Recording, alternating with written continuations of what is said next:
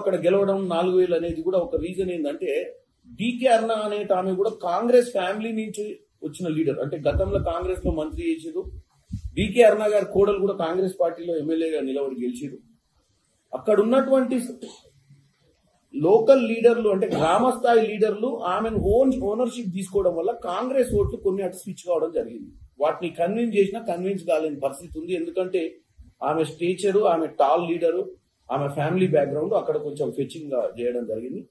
అక్కడ గెలవడం 4,000 అనేది కూడా ఒక రీజన్ ఏంటంటే డీకే అరుణ అనే ఆమె కూడా కాంగ్రెస్ ఫ్యామిలీ నుంచి వచ్చిన లీడర్. అంటే గతంలో కాంగ్రెస్ లో మంత్రి చేసిరు. డీకే అరుణ గారి కోడలు కూడా కాంగ్రెస్ పార్టీలో ఎమ్మెల్యేగా నిలబడి గెలిచిరు. అక్కడ ఉన్నటువంటి లోకల్ లీడర్లు అంటే గ్రామ స్థాయి లీడర్లు ఆమెను ఓనర్షిప్ తీసుకోవడం వల్ల కాంగ్రెస్ ఓట్లు కొన్ని అటు స్విచ్ కావడం జరిగింది.